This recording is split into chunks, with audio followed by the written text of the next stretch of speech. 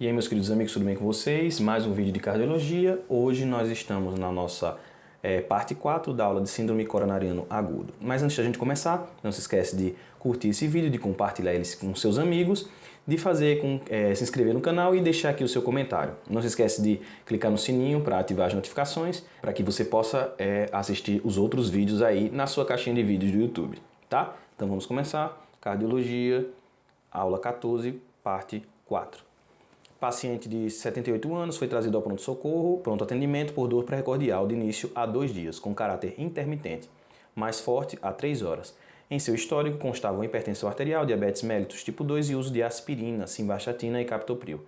Ao exame físico, apresentava pressão arterial de 178 por 70 e frequência cardíaca de 88, sem outras alterações significativas. A dosagem inicial de troponina indicou 3,9. O normal é até 0,16. O eletrocardiograma realizado por ocasião da admissão está representado a seguir. Então a gente tem um paciente que tem aumento da troponina e tem um eletrocardiograma sem supra-ST.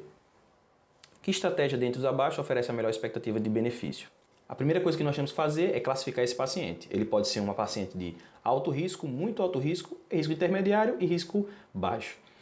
Os pacientes de alto risco são aqueles que apresentam índice de Grace maior do que 140, um novo infra no eletrocardiograma ou então apresentam a alteração da troponina, que é o caso do nosso paciente. Os pacientes de muito alto risco são os que apresentam angina refratária ou resistente ao tratamento, isquemia cardíaca, taquicardia ventricular sustentada ou fibrilação ventricular, insuficiência cardíaca. São esses pacientes que estão muito mais graves.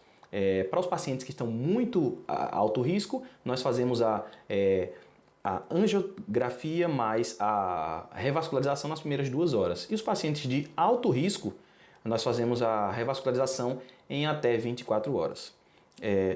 Logicamente que para todos esses pacientes nós fazemos dupla antiagregação plaquetária e também a anticoagulação, certo? Então vamos ver as alternativas. Letra A. Angiocoronariografia de urgência nas próximas 2 horas pelo alto risco clínico. Está errada. Nas 2 horas não. Nas 24 horas, primeiras 24 horas. Letra B. Terapia agressiva farmacológica antitrombótica com dupla antiagregação plaquetária, enoxaparina sem cateterismo cardíaco. Está errado. É com cateterismo cardíaco. Letra B, errada. Letra C. Terapia com dupla antiagregação plaquetária, enoxaparina e transferência do paciente para o hospital com cateterismo cardíaco nas próximas 24 horas. Letra C está perfeita. Então essa é a correta letra C. A letra D diz administração de trombolítico. Não utilizamos trombolítico em infarto sem supra. E a letra E diz que vai transferir o paciente para o hospital terciário para a realização de ecocardiografia pericárdica. Não tem relação, certo? É a letra C. 36. Paciente masculino, 64 anos, com intensa dor torácica, deu entrada no hospital com diagnóstico de infarto agudo do miocárdio. Dentre as condutas iniciais a serem tomadas para melhor prognóstico, podemos reafirmar como adequado quanto ao uso de oxigênio o seguinte. Então, oxigênio se usa em pacientes que têm saturação de O2 menor do que 94%, em relação à diretriz brasileira, em relação à diretriz americana, menor do que 90%. Mas vamos seguir a brasileira. Menor do que 94%. E ele não deve ser utilizado indiscriminadamente em pacientes que não precisam, porque ele pode causar uma vasoconstricção e depois uma queda do débito cardíaco. Então, perceba que essa prova ela tem 2 questões que estão certas. Olha, letra A diz, indicado sempre que ocorrer desconforto respiratório, queda da saturação abaixo de 94% ou congestão pulmonar. Essa está certa. Letra B. Seu uso sem indicação sempre é considerado benéfico? Está errado. Sempre não. Às vezes pode causar diminuição do débito cardíaco. Letra C. Seu uso, quando desnecessário, pode provocar vasodilatação sistêmica? Está errado. É vasoconstricção. E letra D. Seu uso, quando desnecessário, pode provocar queda do débito cardíaco? Está certo. Então tem 2 certas. Essa questão deveria ter sido anulada e o gabarito foi dado como letra A. 37. No contexto de síndromes coronárias agudas, podemos afirmar que letra A. Nas síndromes coronárias sem supra-ST, a realização de cinecoronariografia e revascularização miocárdica é benéfica, especialmente nos pacientes de alto risco. Letra A está correta, perfeita. Nessas síndromes sem supra-ST, o uso de clopidogrel, inibidores de glicoproteína 2B3A é obrigatório. Não, está errado. Esses 2B3A não são obrigatórios, eles são opcionais em pacientes que vão fazer a revascularização. Letra C. No síndrome coronariano agudo com supra-ST, o uso de beta-bloqueador, nitratos e inibidores de ECA está indicado, pois essas drogas reduzem a mortalidade hospitalar. O que está errado é o nitrato. O nitrato não reduz a mortalidade. Os outros sim. O beta-bloqueador e ECA reduzem, mas o nitrato não. Então C está errado. Letra D. Com supra-ST, o uso de heparina é obrigatório após o tratamento trombolítico com streptokinase. A gente usa heparina, mas também pode usar outros anticoagulantes. Então não é obrigatório o uso de heparina. É obrigatório, poderia ser utilizado outro anticoagulante. Então 37, a resposta certa é letra A. 38. Um homem de 45 anos de idade procurou a emergência do hospital com queixa de desconforto torácico retroesternal associado a náuseas e dispneia. Segundo ele, os sintomas iniciaram em repouso e após a refeição, há cerca de 30 minutos sem alívio. O paciente não tem história pregressa de doenças crônicas e não faz uso de qualquer medicação. Ao exame físico, encontra-se ansioso, hipertenso e taquicárdico. A ausculta cardíaca com ritmo regular e 2 tempos. Bolhas normofonéticas, estertores crepitantes em bases na ausculta pulmonar e pulsos periféricos presentes, cheios e simétricos. Foi realizado eletrocardiograma apresentado a seguir. Então esse paciente ele tem dispneia, náuseas e foi procurar uma emergência. Há cerca de 30 minutos, não apresentou alívio, ele está hipertenso e taquicárdico. Vamos ver aqui o eletrocardiograma. Não apresenta nenhum supra, mas ele tem alguns infra. E a gente percebe que esses infra eles estão em várias paredes. Por exemplo, aqui ó, a gente tem infra em V3, V4, V5, V6. A gente tem infra em V2, né? Então, infra em vários lugares. Posteriormente, realizou-se a avaliação de troponina 1, que resultou positiva. Então, aumento da troponina, ele tem infarto, certo? Infarto sem supra-ST, paciente... desse modo, após o exame na sala de emergência, administrou-se oxigenoterapia, morfina, ácido acetilsalicílico, nitroglicerina e metoprolol. Nesse momento, quais medicamentos deveriam ser associados à terapia já instituída para esse paciente? Então, letra C e letra D estão erradas porque alteplase e streptokinase são trombolíticos. Infarto sem supra-ST, a gente não usa trombolíticos, estão errados. A letra A está falando de um fármaco que já não é mais utilizado por conta dos seus vários efeitos adversos, que é o ticlopidina, não é mais utilizado.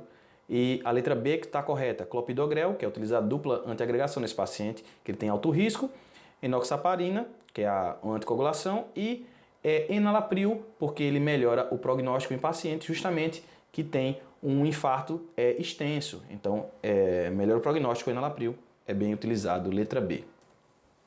39.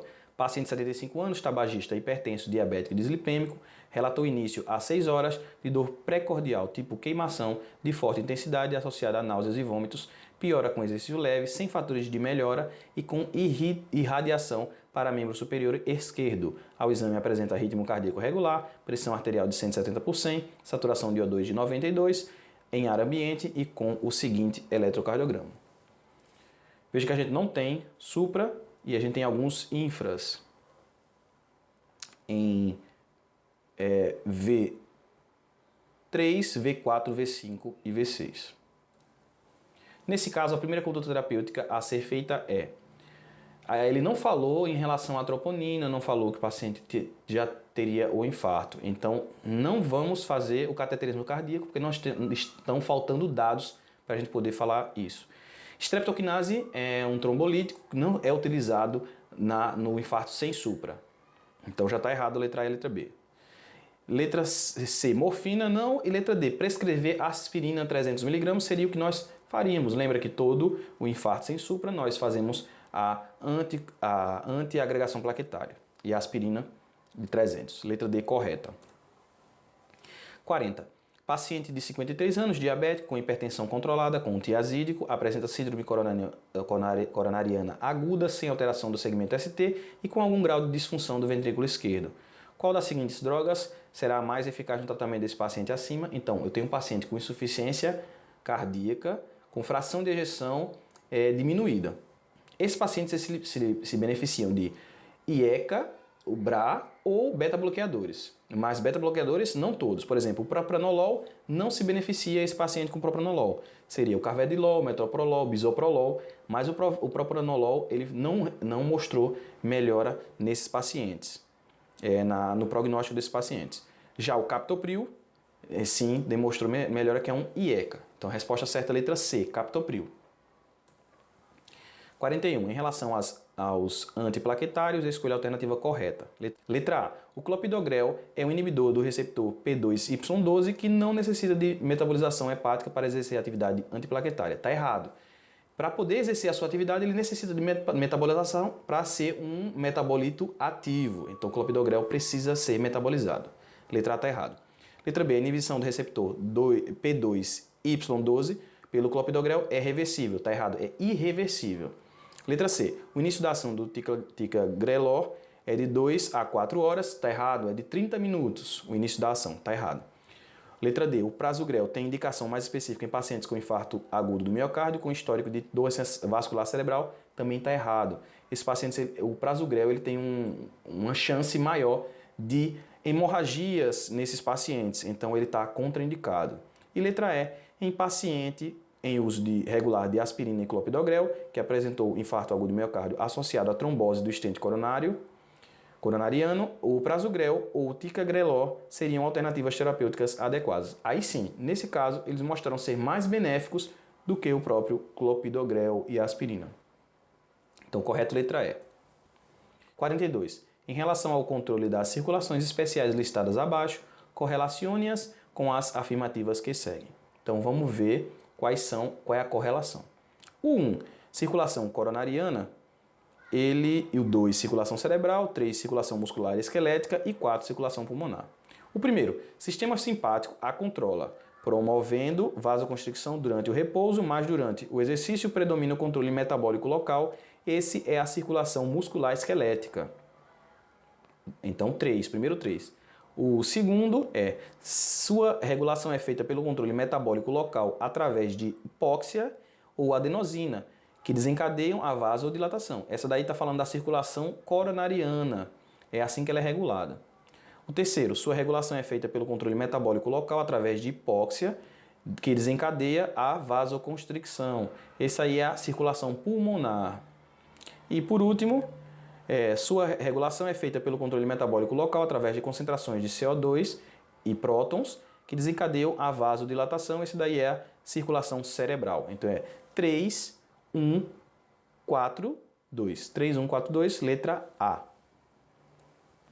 43. A utilização de nitratos mostra-se bastante comum, tanto a nível ambulatorial quanto a nível de emergência hospitalar, sendo importante a compreensão de seu uso farmacológico. Dessa maneira, podemos afirmar que os mesmos possuem essas propriedades, exceto, letra A, exaurir o óxido nítrico endotelial. Tá certo? Letra B, melhor prognóstico do infarto miocárdio. Tá errado. A gente viu que os nitratos eles não têm relação com a melhora do prognóstico da morbimortalidade em pacientes com infarto do miocárdio. Letra B tá errado. Letra C, venodilatador está certo. E letra D, apresentar absorção cutânea. Os nitratos têm uma alta absorção cutânea. Então, letra D está certo. O errado é a letra B. Muito obrigado por ter assistido o vídeo até aqui. Espero que vocês tenham gostado. Muito obrigado por se inscrever no canal. Se você não se inscreveu, se inscreve. Deixa aqui o seu comentário, o seu like. Também compartilha esse vídeo com outras pessoas. E não se esquece de ativar as notificações. Até o próximo vídeo.